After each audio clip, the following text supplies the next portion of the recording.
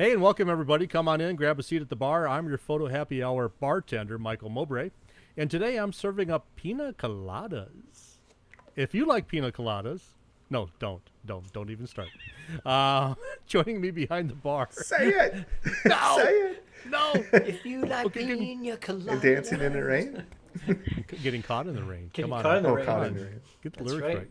So joining me behind the bar are Dan Frievalt and Carl Caylor. Say hey, guys. Hey guys. What's up? So today we're going to get right to it because rather than 15 minutes of us just talking about stupid Nothing. stuff, we're going to spend 50 minutes talking about stupid stuff. No, we actually have a guest today. Normally we have a topic. Today we have a guest, which is better than a topic. You know why? I have no idea why. So, at our So we don't have to make stuff up.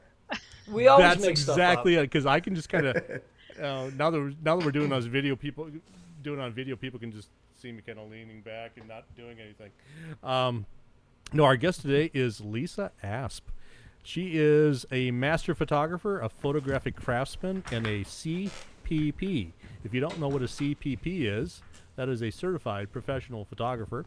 She owns Tangerine House of Design. That's in Minnesota. Minnesota. Ooh, we're the Viking players. Yeah, I see this. I see how this is. You all should be able to do that northern accent really well, right? Oh, I- Minnesota, yeah. Yeah. Yeah, you Yeah, betcha. there. You betcha there, eh? And she founded Animal Image Makers in 2018, and that brings us to today's topic, which is newborn photography. Yes. Right. Yes. Yes. Wrap If 'em your up newborn- and- if your newborns have 4 legs. Oh. Okay. Well, if you live near a nuclear plant, it's possible. True story. No, we're going to talk about something story. just a little bit furrier. Animals. Or Yay. feathery. So Lisa, you are a... What is the proper term? Photographer?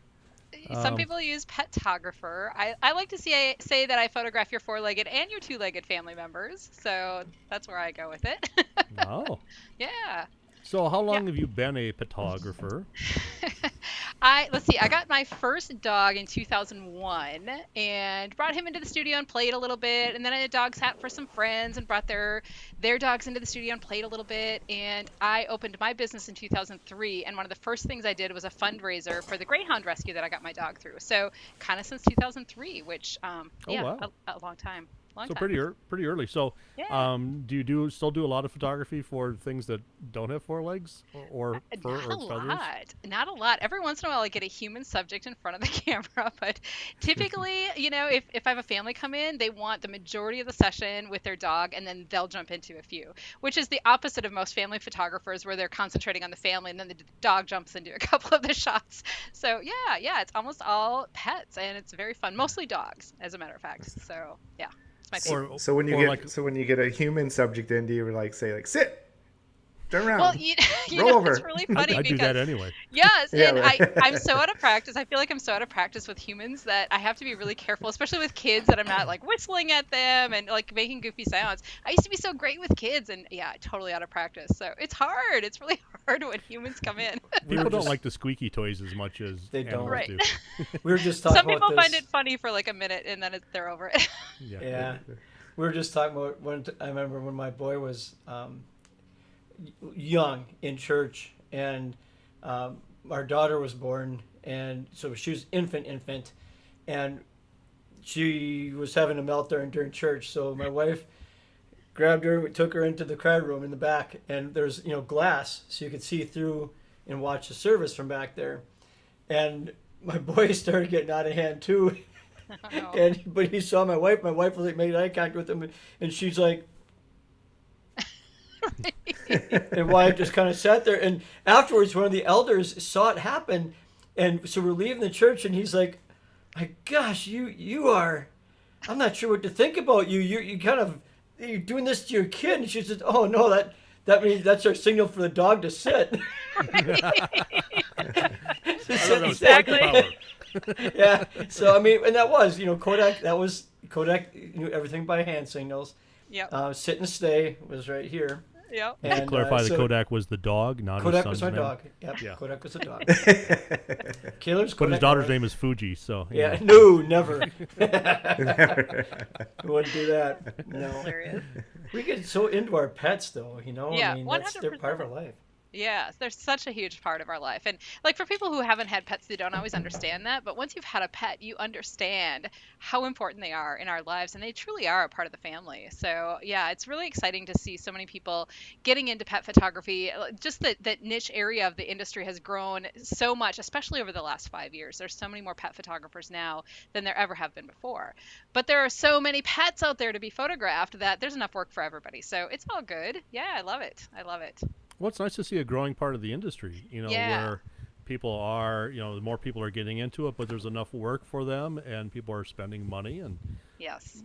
people will spend more money on their pets than they will on their kids in a lot of cases. So it's Yeah. Yes. If you look at just pet industry expenditures over the last, especially 20 years, they've grown exponentially. And that's everything, not just photography, but vet care and raw food diets and dog walking. And there's so many things that, constitute the pet industry, and everything is growing because pets, I think, have like the mindset, I think, of people has changed where it's just the dog, and, they might live outside or whatever. And now they're in our houses and they're in our beds and they're on the couch with us. And like, they are truly our family members. So yeah, it's really changed. It's great. Well, no, when I and die. with Oh, go ahead, Dan. Well, I was gonna say, and with 2020, with everyone working from home, and then their pets Yeah. are there. There's now that people are going back to work. I think there's a lot of pet anxiety. Like, hey, what's yeah. going on? Or maybe they're happy. what did I do? It's like, good. Quit walking me. I want to just Well, sleep the that's rest the of the day. cats. The cats That's are the happy cat. to get people out of the house. Yes, the cats. Yes. you know. No, Go away. I think there's Shoo. definitely going to be some separation anxiety going on with a lot of dogs. Like rescues don't have dogs because so many people adopted dogs this past year because they're at home and they're thinking, oh, it's the perfect time to get a dog and we can be there and we can trade it and we can spend time with it. And then everybody goes away and the dog is all alone and has never experienced that before. So yeah, it's going to be an issue. And I think people really need to think about that and work on that as they're transitioning back to work. Yeah. Yep. Yeah, you can't just go cold turkey. It's like, I'm here every day. And, oh, hey, And I'm then going to be boom. gone 40-some hours this week. What? Yeah. How's that It's going to tough. work out? It's tough. There's a pet shortage. On everything there'd be a shortage. I didn't think pets would be part of the 2021. Oh, yeah. Plywood, I toilet know, right? paper. Yeah. What else is? There's Yeah. nothing. Chlorine. People Right. who want to. I just saw that too. Yeah. Lumber. Yeah. Yeah. Oh, Prices gosh. of Pe- lumber. people who want to work, the shortages. Yeah. No, Shortage. if I die, That's I why want to I'm- come back. Oh, mojitos. That's why I'm growing my own mint. There you That's why I'm go. growing. Nice. So If there's a shortage of mint, I have to Grow just it. grow my own. grow your own. Now, if they Right. run out of rum, I don't know what I'm gonna do then. Carl, I know a vodka. guy. yeah. Yeah, it's I true. know a guy. Hand sanitizer. So we did kind of skip by one of the Oh. most important things we typically talk about each week because this is the photo happy hour. What are we all drinking? You got the mojito. I've got got the Svedka vodka, lemon flavored vodka with lemonade. Oh, I have some nice. very, very, very, very, very strong rum with some Yes. Coke. Rum and Coke. Yeah, we're hoping Carl makes it through this episode because he's been drinking like. Oh boy. We aren't going to say where he got the rum because I owed some people some money, and yeah. they gave me some rum Oh. in return. And Payment. and Wait we a don't minute. know where they Or got they, it. You I owed owed people them- money? They, Did they they owed give you- me. They owed me money. Okay. I don't remember how it works, but anyhow, I have some rum. Right. Yeah. Well, my beer's in the fridge waiting for me afterwards, so I've got takeout coming, and I've got a nice cold Corona in the fridge waiting for me. So We'll count it. Nice. We'll count it. nice. So talking about pets, what is the weirdest pet or animal that you photographed? Ooh, that's a really good question. Oh, I know exactly what the answer is too. I had a potbelly pig come into my studio. Oh, yeah. This is Nice. adult-sized pig. Ooh, I think it adult. was about 120 pounds. Okay. Wow. The and I, hopefully my client isn't going to be watching. I don't have any of these photos on my website or anything else because I never want to photograph another one again. Yeah, Um, you don't so- want to attract names. the potbelly pig crowd, Yeah, like other people can do that. That's fine. And it's funny because when you talk to pet photographers, they're like, "Oh my God, I love them. They're so great." So the situation situation with this one in particular, and this is the first one that I have photographed. The woman brought it in the front seat of her car, so she just lays the seat backwards, and the pig sits up in front with her. She drove about an hour, and she brought the pig along for a consultation. So the pig came in, and this was when I still had a home studio, and it was fine. You know, it kind of sniffed around, and we talked a little bit, and then it went out in the backyard. I've got a fully fenced-in yard, so it went out there, and it was just eating grass the whole time. And I'm like, okay, after we talked, and I told her, I'm like, I haven't done this before, so you're going to need to educate me a little bit, and if you're fine with that, let's give it a go. So after the pig was outside and ate a while, it came back into the studio, and, you know, just kind of hung out. It laid on the floor. I took my time getting close to it. I was petting it. It was all good. So I felt really good for the session. She came back probably a week or maybe 2 weeks later for the session. And of course, you know, anytime anybody comes in for a session, they're a little bit nervous and they want to make sure their hair is perfect, and just the anxiety levels up a little bit. And I think the pig could feel that. But the first thing that happened was I went out to meet them outside to help her get everything in, and I just had flip-flops on, and she's like, you might want to put some real shoes on because the pig likes to chew on toes. I'm like, okay. It's a good safety Good tip. to know. Absolutely. Yeah, that's good. So they came in, and you know, pet owners need to know in advance to not to give their dogs or their pets treats when they first come into the studio. The pet needs Or to their earn the pigs. treat. Yeah, the pet, whatever it is, they need to earn the treats in order to get them. And so I did she's the same given. thing with brides. Well, okay, good point taken. Yes, that's very good. But she's like giving her pig all these treats, and pigs, like the sugar high, it hit this pig so fast, and he was awful. And to the point that I'm usually on the floor when I'm photographing dogs and or on a little stool. I couldn't sit on the floor because I couldn't get up fast enough. He would charge us. What? It was scary. I've never been afraid in a pet session before in my life. And this pig, 120 pounds, would charge us. And so I refer to him now as 120 pounds of asshole because that's exactly how he was. He was awful. So we finally put him outside, and, you know, I kind of had a couple shooting areas outside, and we ended up getting the best photos outside. We got some great ones inside too. She ended up with an album, and she loved the images. We got shots of her with a pig, but oh my God, never again. That's my one and only experience. So yeah, I don't like, as beautiful as they turned out, I do not show anybody those photos because I don't want any other pigs in my studio. So Show what you want to do. that's right. Very important aspect there. Yes. It doesn't matter agree. what type of photography you do. Don't show it if you don't want to do it. Exactly. I created a because I'm not a petographer or a pet photographer. I created actually a no pet in the studio policy years ago because we had somebody bring in a fairly young lab.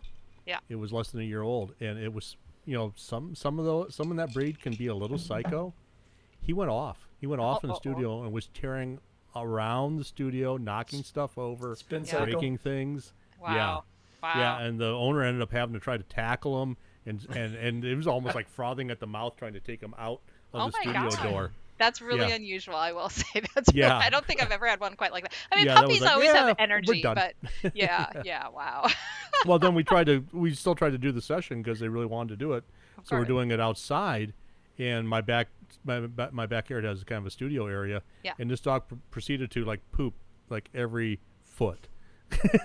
It just Oh kept. my gosh. I'm like, wow, you just hate me, don't you? That's really too bad. Yeah. So You I was got through it, excited though. for this topic. Yeah. That's so funny.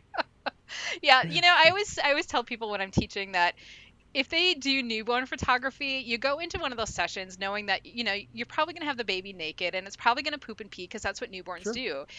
You have to have that same mindset with dogs. Like, you just have to expect that they're going to poop and pee. And if they don't, it's a bonus. And most of the time they don't, actually, which is a good Sure. thing. But, you know, sometimes it happens. And you just can't have anything nice around that you would be really upset if it got peed on. You know, dog raises its leg on your beautiful sofa or something like that. Like, you just have to get those things out of the way because it's going to happen. So you just have to blow it off and not think too much about it. So there are things that you can do about that. Sprays and whatnot to clean up. So Jeez. yeah. So we know Glamorous. that potbelly Glamorous. pigs Great are, conversation. are not your favorite, but what is your favorite animal to photograph? Ooh, gosh. Well, I'm a former Greyhound owner, as you can see from the photos behind me and the little statue behind me. They're such beautiful dogs. They have such gorgeous lines. You almost can't take a bad photo of a Greyhound. And they don't sit very often, though, so that would be the bad photo of a Greyhound because they look so awkward sitting. It's just, they usually, and I joke with those They owners need to all the be time. running, yeah. Well, they stand up and they lay down, and that's kind of all they do. And people always think, oh my God, they must be so active. They need so much energy, but they're huge couch potatoes. They're like sprinters where they just have little spurts of energy. But man, their lines are so gorgeous. That sounds like me. Love working with Oh, them. yeah. Yeah. Same here. Yes, exactly. All the way to the refrigerator. Yes, absolutely. Yes. Whew. Oh, that was a tough one. Time to lay on the That's couch. hilarious. That Yeah. was tough. And my other favorite breed is pit bulls, and they just have a bad name too, but they're the best dogs ever, and they're completely the opposite of a greyhound. Where greyhounds, they're usually subdued and they're quiet. They're great family dogs, and pit bulls are amazing family dogs as well. But a lot of times they've got energy and they're jumping around and they're doing goofy things, and they'll do anything that you want them to. And so I've had so much fun photographing pitties. Yeah, I love those guys.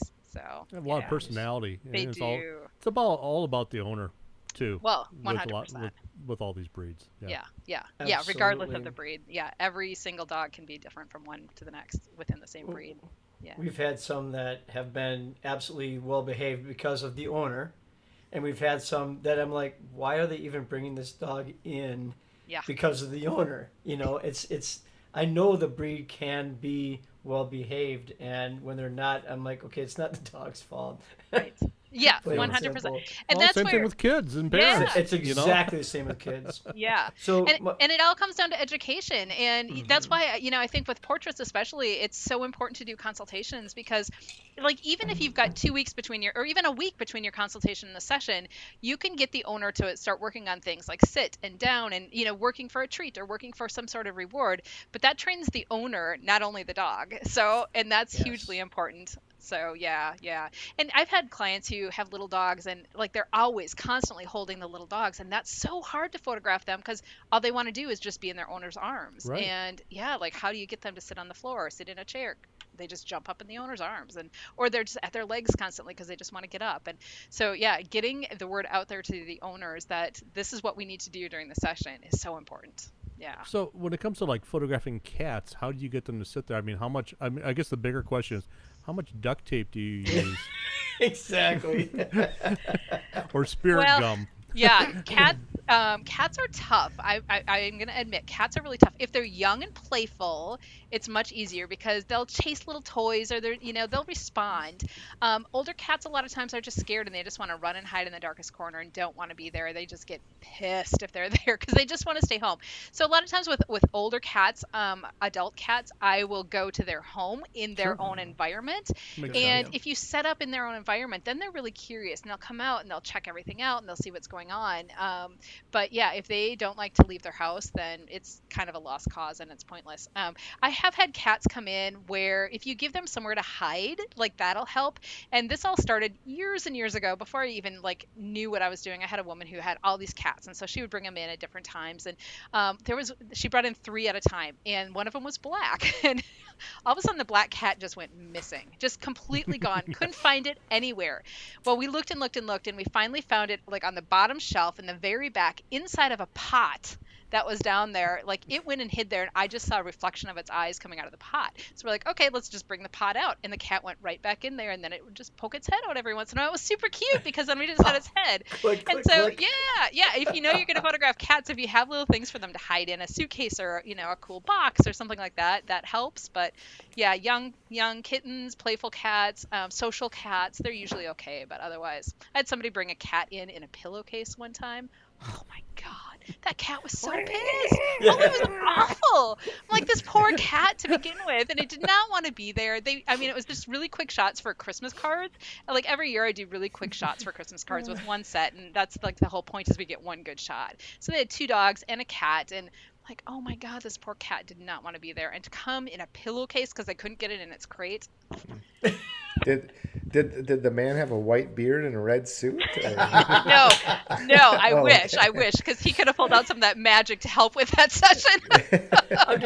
I'm just visualizing me getting in trouble for trying to stuff this cat in a pot. Lisa said if the cat was Yeah, in no, a pot, I'm like, That's all in the cat's terms, 100% on the cat's terms. Introduce okay, the pot, and the cat will probably go in there. all right. Yeah. On that note, I mean, here's some do not do's. Don't Yeah. bring your cat in a pillowcase. But what are Gotcha. some tips for people who are looking to get into pet photography? What are some of the things they really need to know? Welding gloves. Right.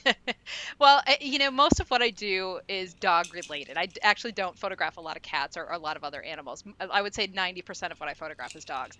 So that's really my area of expertise. A huge thing is patience and calmness. And you need to be, especially with the owners, like you have to be calm because they're always going to come in thinking they've got the worst dog in the world. If They're they, probably right. well, they're almost never right. As a Oh, matter really? of fact. Interesting. Yeah, I mean, there are some dogs out there that are very challenging, but most of the time, like, there's always some chaos that goes into these sessions, and especially when a dog is off leash. I think with people who are just starting out, like, keeping a dog on leash is totally okay until you learn body language, and that's hugely important, until you learn how they're going to react to different noises, that kind of stuff. But most of my dogs are off leash, and I've been doing this so long now that I really can interpret what a dog is thinking and how they're feeling just based on their body language.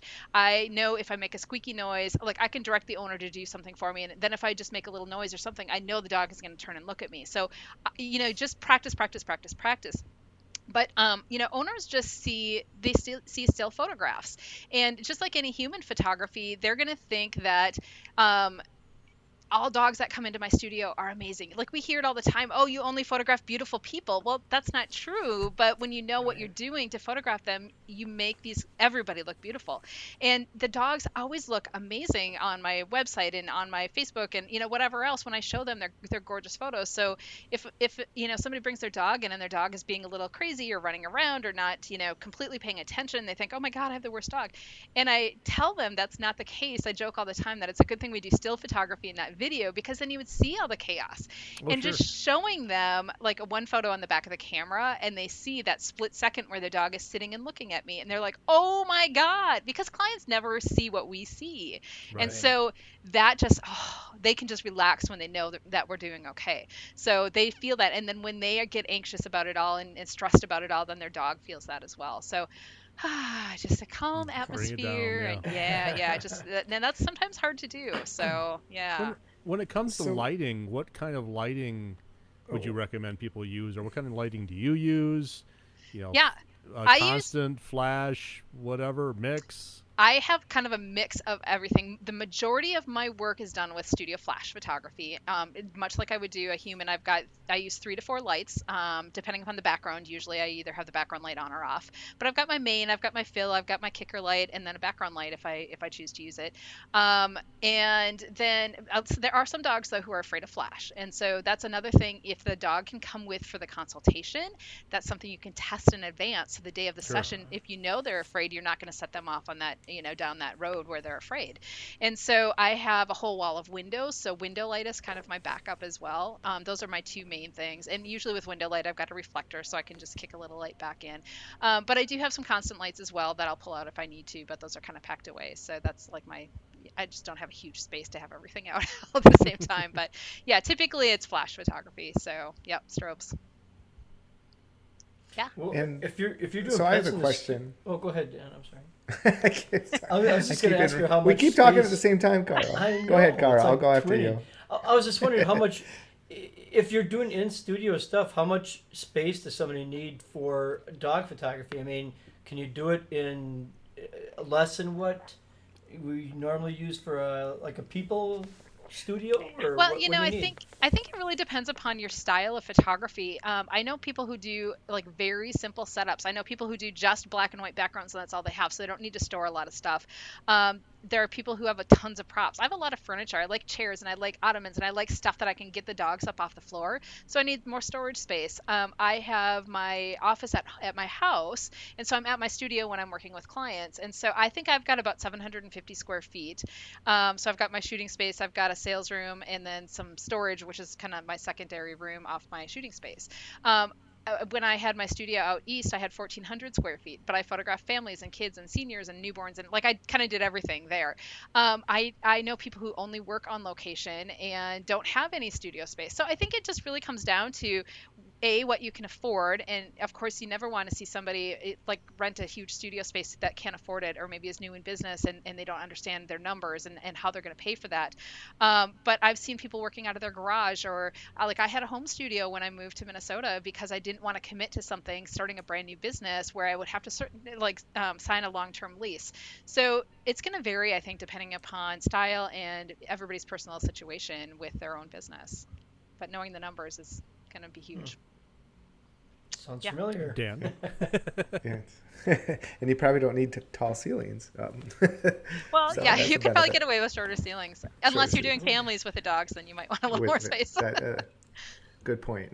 Yeah. Well, so my question is one tip that I give, and I want to verify it's a good tip, I guess, because Yeah. I don't photograph a lot of animals, but with families, when they bring their dogs in, I say, walk them, a few hours Yeah. before the session or something. Is that good? Like to kind of get Yes. some of that energy out of them? Yes, yes. So dogs coming in a little bit tired and a little bit hungry are great things.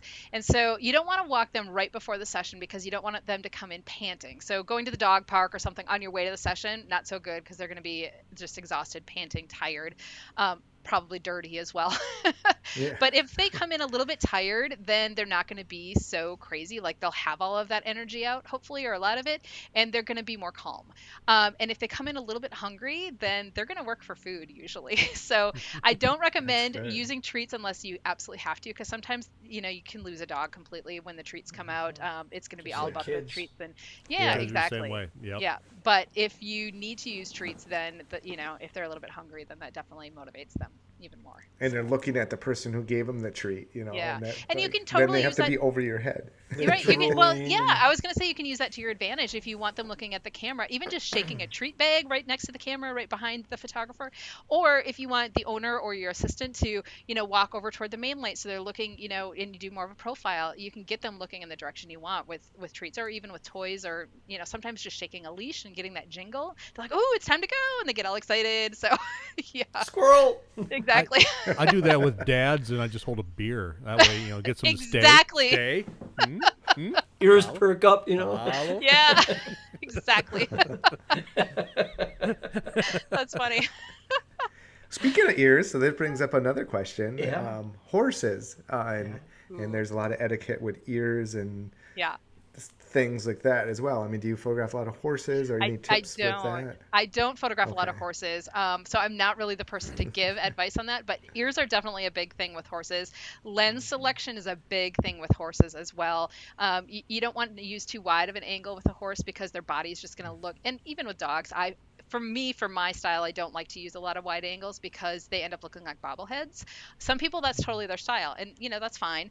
Why But the long face? Oh. Nay. funny. Dad joke, had to do it. All Here's right. the lens selection. Lens selection, yes. Right. Sorry, go But, ahead. yeah, no, that's just one of those things that I think it's, regardless, I think of whatever style of photography you do, whether it's animals or people or landscapes, knowing lens selection and how it's going to compress your image and how your image is going to look very different based on the lens choice that you have.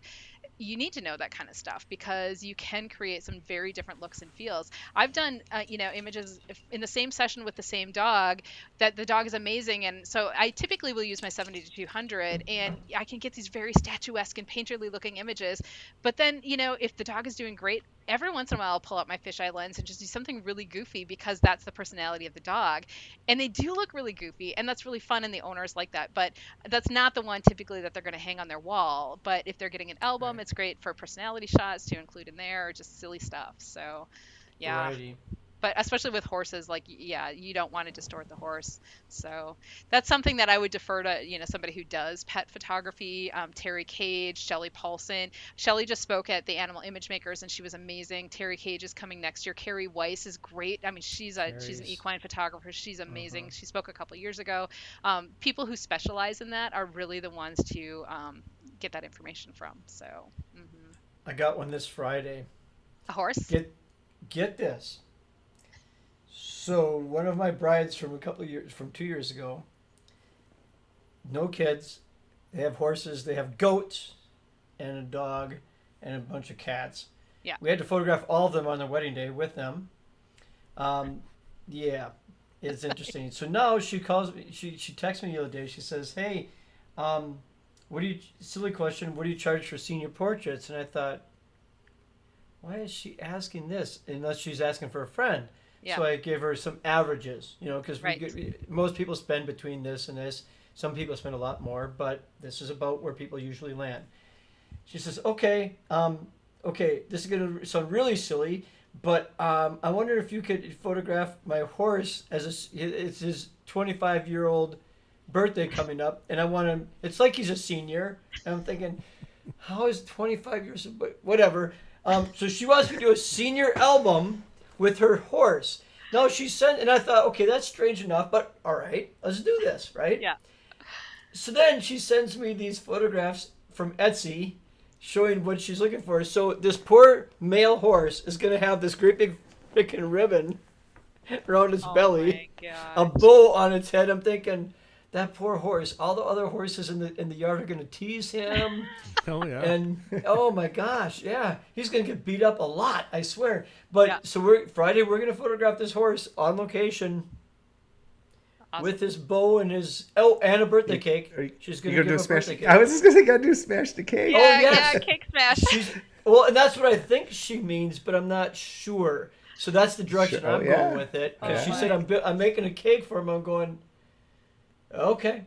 But this doesn't surprise me because my cousin has horses and rescue dogs. And if I die, I want to come back as one of her dogs because they don't have kids. They Yeah. put everything into those animals. And I mean, we're in the wrong market, you guys. I mean, when we're trying to photograph kids, people care about their kids. People care about their animals. Right? It's true. Oh my gosh. I mean, the money they put out on these things and the different how picky they get about. I mean, what we would let our kids do, no problem. Like, they'll be fine. Oh no, we can't pick that sucker up off the ground and eat it. That dog's gonna get sick. It's crazy. But that's the He's market. definitely And- putting filtered water in the Benjis. well, right. See, yeah. That's Yep. there's. He drinks out of the toilet. It was filtered with the water softener. It's fine. It's fine. Although I did bring him to my brother's and we put water in the dish and he's got a well, so it smells like rotten eggs. He Oh. wouldn't drink the water. I'm like, I don't blame you, Benji. I'm not I don't- drinking it either, dude. I'm not drinking this either, man. That's funny. Oh, man. So, yeah. But that's. I mean, I think that's a great market. I mean, it's we love our pets, and Yeah. Well, and a lot of pet owners are, what's it, dinks? Like dual income, no kids, No kids. Yep. right? dual income, Yep. no kids. Yep. Exactly. So- Or you get a lot of empty nesters too. People a little Yeah. older whose kids are moved out and their dog is now their baby. So, yeah, those are a lot of my clients are like the younger 20 somethings or like 30ish, or they're the older ones. Yeah. The little Dinks. older You got your oinks as well. Yeah, exactly. Seriously, one Well, I income, no don't. kids. That's an actual term. Yeah. Your Okay. oinks. I thought you were referring back to the pig. I'm like, no. Well, Pot- they're maybe Yeah, more likely to have a sometimes. pot-belly pig. So there you go. Sometimes. It all ties back in. All right, Yep. so every time we have a guest, we always do a game called Word Association. Okay. So I throw a word out at you. You tell us the first thing that comes to Oh mind. boy. Okay. All right. Let's do it. Fluffy. Bacon. I tried not to make that joke when we're talking about the pot-belly pig because you said 120 pounds of asshole, and I was thinking 120 pounds of Bacon. bacon to me. Yeah. But and anyway, pig owners hate those jokes. Like I they're- know they're they do. So I bet. offended by I those bet. jokes. Okay, so Fluffy, I would have to go with a poodle. okay. Vodka. One of you guys, I know you're drinking vodka right now. Minnesota. Snow. That's so cute. Greyhounds. My dog Sawyer, the last one right there, the red one. Sawyer. Okay. Masterworks. So I have a line of children's portraits called Masterworks Portraits. And the last one is AIM. Animal Image Makers. Tell us about it. Yeah. So Animal Image Makers is, as Michael, you said in the intro, this is something that I started through the Twin Cities Professional Photographers Association in 2018. It was something that, like, I could see the pet industry growing and growing and growing, photography industry specifically, and not a lot of places for people to get education for it. And so I was seeing a lot of really bad photography out there, and people not understanding that they weren't doing great photography. I know, right? No. Yes. We thought our work was done. Well, right. Exactly. And it has gotten better. But yeah, like, just places, there just weren't a lot of places for people to get education for pet photography, and there's so much that goes into it. It's a very special skill set. So, we were talking in one of the board meetings for TCPPA for fundraisers and what can we do and make sure that, we have income coming in so we can sustain in the long term and all of that kind of stuff that every association talks about. And so I came up with this crazy idea to do a pet photography conference, and they all thought I was nuts, but totally supported it. And so we went for it. We got amazing speakers for that first year. We announced it publicly. We started this all in the spring of 2018, and we announced it publicly that fall and opened up registration. And that first year, 2019, it's in April every year. So 2019 was our first conference ever. And it was amazing. We had people from all over the world attend this thing. Like, people flew in from Australia and places in Europe and just all over the place. And I can't tell you guys how incredible it was. Like, there was so much work that went into it to prepare for it, so I knew that it was going to be awesome. But the feeling that you get when you have this many people together that are all like pet photographers, so we all had that in common, the support for one another, the bonds that people made, was like nothing that I ever expected or have ever experienced before. It's such a cool community to be a part of. So that was amazing. And so then we started planning for the next year. Like, the first year, you don't really know what's going to 2020 is happen. going to be bigger and better than ever. Exactly. And then Our speaker lineup was killer. Oh my gosh. Yeah. And then welcome COVID. And so that all happened, like I said, the conference is in April, so that all happened like just months before. And so we just completely postponed it an entire year because, like, nobody was prepared for what it would take to make it virtual and do all this other stuff. Right. And the hotel was pushing us to do it in the fall, and we're like, oh, it's international. Like, I don't think that we can plan for 6 months out at this point. So we ended up just pushing it an entire year. So 2021, just this past April, we did it, but we did make it virtual because we still, like, at some point you have to make that decision so you can switch everything over. Yep. And that still takes a lot of effort, even more so than I ever expected. I'm like, oh, we can just, make it virtual and it'll all be kind of the same. And no, it's not at all the same. So you could have had a murder hornet convention. I mean, they were coming to town. That was about the same time, actually. No, actually, Murder Hornets came first, and then came AIM. Right.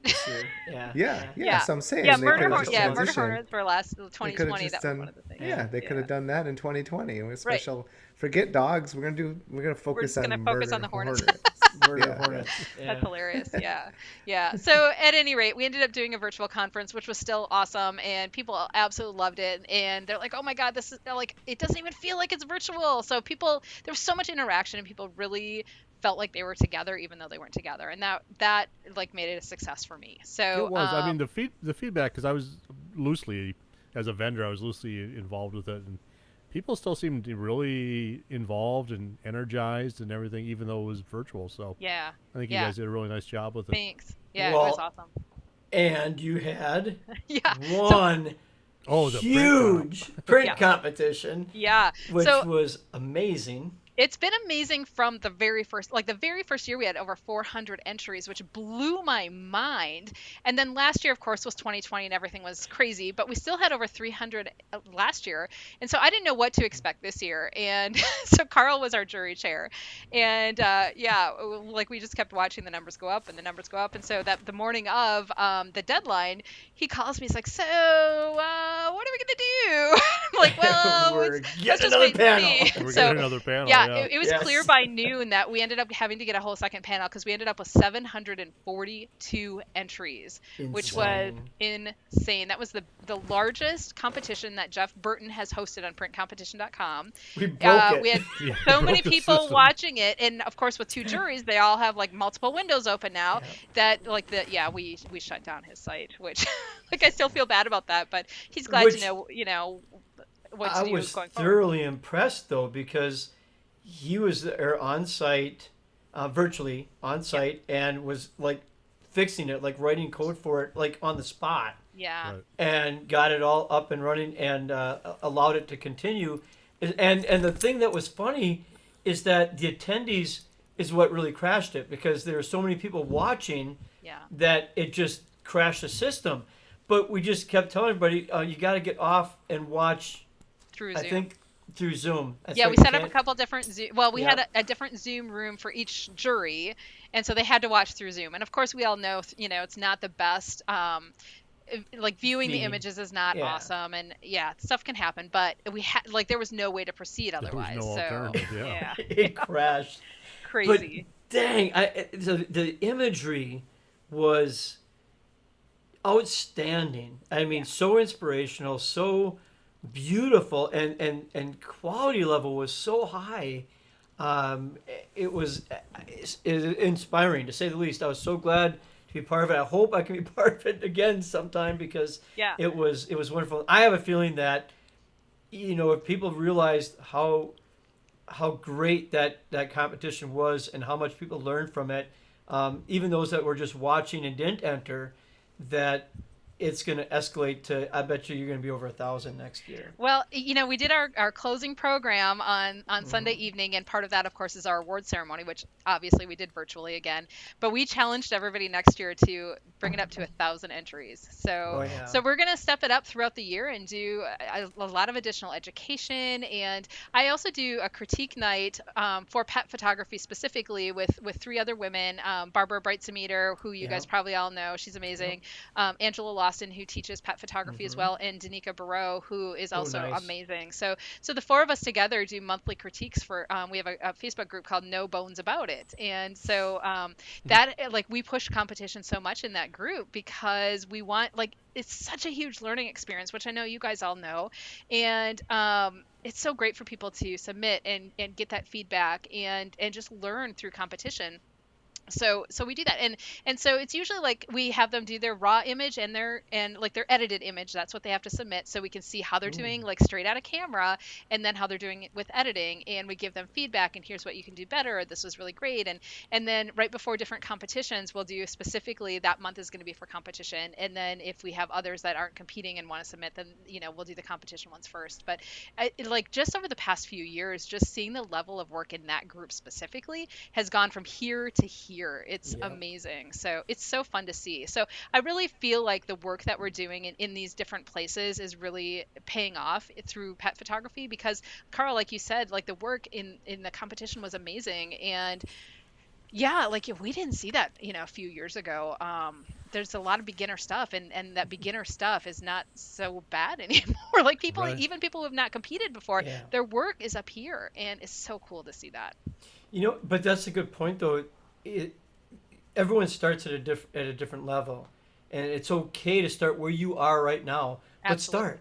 Yes. Get in, dive in head first, and if it's too deep, grab a snorkel. But you got to start.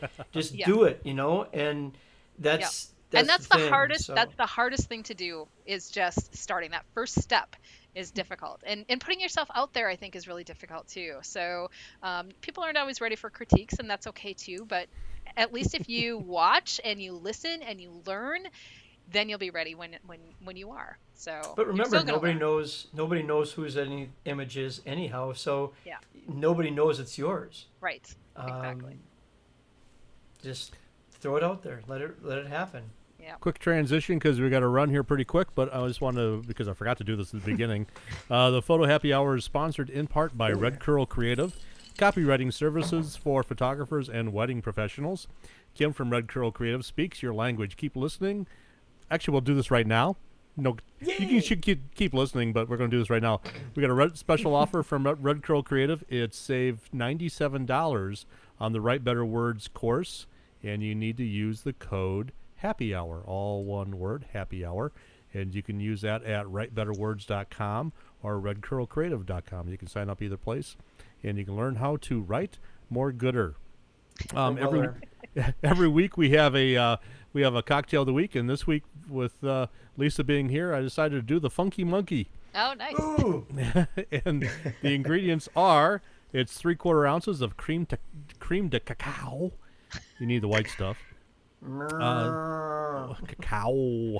1 ounce of banana liquor, 1 ounce of gold rum, 3 ounces of coconut milk, 1 whole banana, a sprinkle of coconut shredded, and a cup of ice. You blend everything except for the coconut, and then you sprinkle that on top when you're done, and it's delicioso. Nice. It's better than the Mad Dog 2020 punch we had last week, I would Nice. Yeah. Sounds like a dirty monkey. kind of. Well, you'd have to have the non-white cream de cacao. Right. You can get the white stuff or the brown stuff. Anyway, so parting shots. You got any parting shots for us, Lisa? Anything you want to tell people out there? Just do it. Just follow your heart. And I think that's really what it comes down to. There's something to be said about being happy. And there's so many people in this world who are not, whether they hate their job or, whatever the situation. It's just not worth it. Like, you need to just be happy in life. So find your happiness and follow your heart, and just do it. That's what I did, and that's why I became a photographer. What Right. the hell was Not I for the thinking? money. But look at it, you're smiling and you're happy, so there you go. Does I'm right. podcasting. And Anyway, we got Benji. Look at He's Benji's drinking. here all happy. Well, Do you, Hey, Benji had Benj. to make a special appearance since I we're love it. talking pets. So That's awesome. you usually can just hear him in the background. But yeah, you usually hear just like Perfect. some jingle jangle. Do you have dates for AIM for 2020? Yeah, we do. 2022, it'll be April, I believe it's the 14th through the 17th. Okay. All the information is on animalimagemakers.com. At this point, we are actually sold out for next year. Wow. However, I do have an appointment set up with the hotel in a couple of weeks, so we're going to go over some details. And now that we're kind of getting through COVID, my guess is that they're going to let us allow more people in. I would So think once I so. have that information, then we will release some more tickets, and we'll put all that information online. You as might well, but- just be able to stack people by then too. you Yeah, know. exactly. It's like somebody can sit on somebody else's lap and that kind Exactly. of fun stuff. So yeah, it's a close group. They can probably do it. So That's what they do at the April- puppet conventions. But anyway, on that note, Yeah, April. What was the dates? April. 14th through 14th. 16th. 14th through the 17th. So 17th. it's Thursday through Sunday. So Thursday is all pre-con classes, and so there are some amazing classes there. And then the main conference is Friday through Sunday. So yeah, and I think for Awesome. print competition next year, we might end up doing it a week early. We're talking about that too. With the number of entries that we Yeah. had this year, I think it might make Stay sense to do it a virtual. little bit- Yeah. Stay virtual. Yeah, Yeah, might as so- well.